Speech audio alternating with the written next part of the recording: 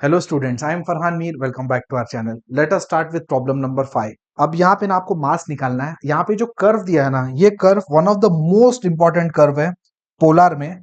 ठीक है, और ये कर्व को बोलते हैं कार्डियोइड। तो this curve you need to remember a1 plus cos theta. बहुत इंपॉर्टेंट कर्व है। मतलब बेसिकली अगर पूरे पोलर में आप बोलो सर्कल के बाद सबसे इंपॉर्टेंट कर्व यही है, कार्डियोइड।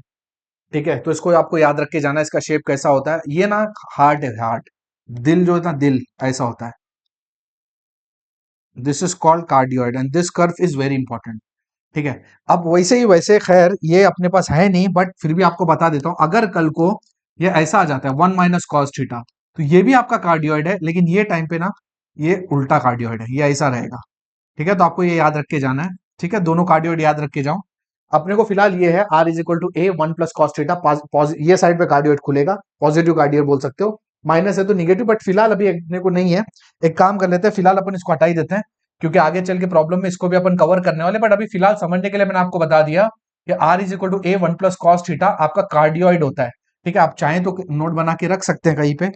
मेरे को एक्चुअली जगह भी बचानी है ना। a1 माइनस, एक minute,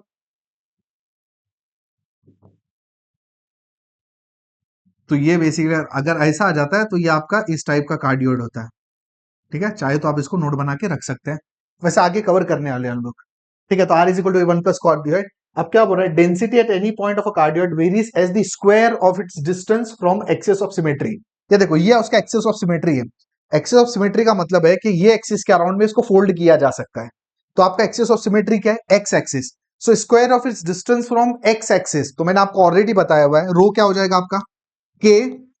distance from X axis क्या होता है, वाई, है ना, उल्टा distance of X axis Y होता है, वाई एक्सिस से एक्स होता है। So square of its distance from axis of symmetry, मतलब square of distance from X axis, तो ये होगा। बट आपको पता है ना, ये तो प्रॉब्लम पोलर का है, तो वाई स्क्वायर की जगह वाई क्या होता है, R sine theta. So R square sine square theta D theta. ठीक है, तो ये हो गया आपका। नेक्स्ट, अब यहाँ पे आप जो रेडियल स्ट्रिप लोगे, कहां से कहां जाएगी, देखो जीरो से लेके कहां तक जाएगी, ये देखो ऐसा करके आप पूरा करके 2 पाई कर सकते हो, मतलब पूरा। लेकिन आपको पता है ना, ऊपर का पार्ट और नीचे का पार्ट सेम है। तो हम क्या करते हैं, यहां से लेके जीरो से लेके पाई तक घुमाते हैं इसको पूरा 180 डिग्रीज, और उसको डबल कर देते हैं। तो देखो आपका मास क्या हो जाएगा यहाँ पे, R is equal to what, zero, है ना, यहाँ पे जीरो है, से लेके पाई कर लो और इसको 2 टाइम्स कर लो। ठीक है, are is equal to zero से कहां तक जाएगा ये, देखो ना, r is equal to zero से ये कार्डियोइड तक, कार्डियोइड क्या है, ए 1 प्लस कॉस थीटा। ठीक है, are is equal to zero से कार्डियोइड तक, थीटा क्या होगा, जीरो से लेके, है ना, यहां तक पाई तक, और उसको अपन 2 टाइम्स कर लेंगे। अंदर क्या आएगा, अंदर आपका डेंसिटी के r square sine square theta, साथ में r d are and D theta. तो इन शॉर्ट अगर आप इसको इंटीग्रेट करते हो ना, तो आपका आंसर आ जाएगा। तो फर्दर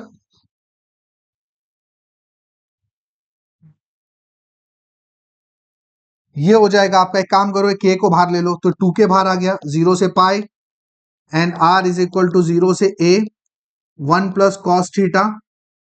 ठीक है, ये आर स्क्वायर का आर क्यूब हो जाएगा, sine square theta and D are and D theta.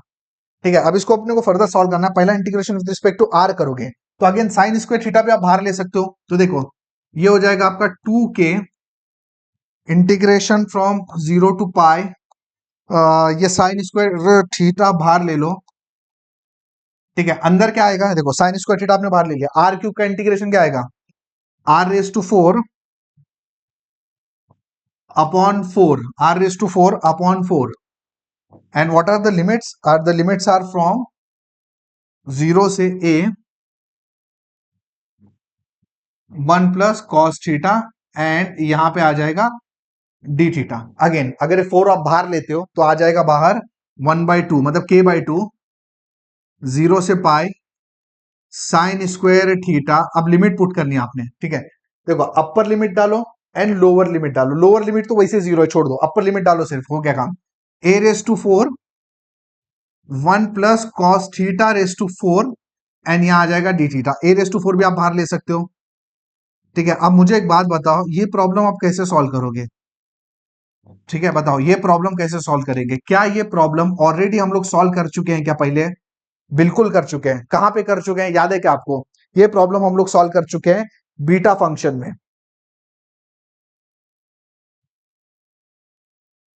Beta function में याद नहीं कि आपको ये सॉल्व किया हुआ है, और ये है problem number 6।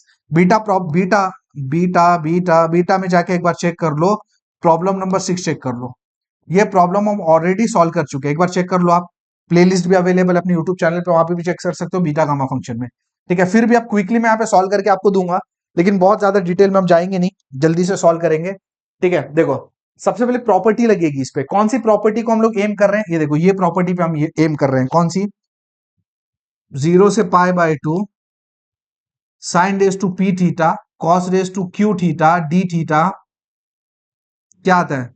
1/2 beta of P+1/2 comma Q+1/2। ये प्रॉपर्टी को अपन टारगेट करके सॉल्व करने की कोशिश करने वाले हैं।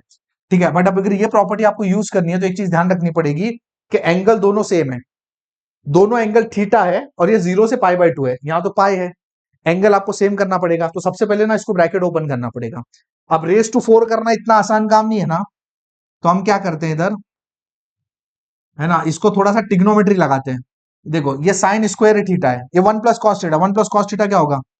2 cos² थीटा/2, है ना। 1 + cos थीटा क्या होता है? 2 cos² थीटा/2। रेस टू कितना है भाई? रेस टू 4 है। ठीक है, टिग्नोमेट्री लगा रहे हैं। अब ये थीटा/2 में है, तो इसको भी थीटा/2 में करते हैं। तो साइन थीटा को थीटा/2 में करोगे तो 2 sin θ/2 cos θ/2। थोड़ा सा जगह बनाना पड़ेगा इधर अपने को। एक काम कर लेते हैं, पहले इसको लिख लेते हैं। देखो साइन थीटा को क्या लिख सकते हो? 2 sin θ/2 cos θ/2 the whole square. ठीक है ना, ये वाला। और इसको आप क्या लिख सकते हो? 2 cos² θ/2 the whole raise to 4। अब ऐसा क्यों किए हम लोग? इसलिए किए ना, क्योंकि आपको इसको पहले तो ओपन करना पड़ेगा, सिंप्लीफाई करना पड़ेगा। तो अगर फॉर्मूला लगाना है तो एक टर्म साइन का, एक कॉस का, तो इसको तो आपको पहले ओपन करना ही पड़ेगा ना। कैसे करोगे ये फॉर्मूला? अब ये लगाने के बाद ये एंगल θ/2 हो गया। दोनों एंगल आपके सेम होने चाहिए, इसलिए इसको भी θ/2 में करना पड़ेगा। तो साइन थीटा क्या हो जाएगा? 2 sin θ/2 cos θ/2। ठीक है, चलो फर्दर सॉल्व करते हैं इसको।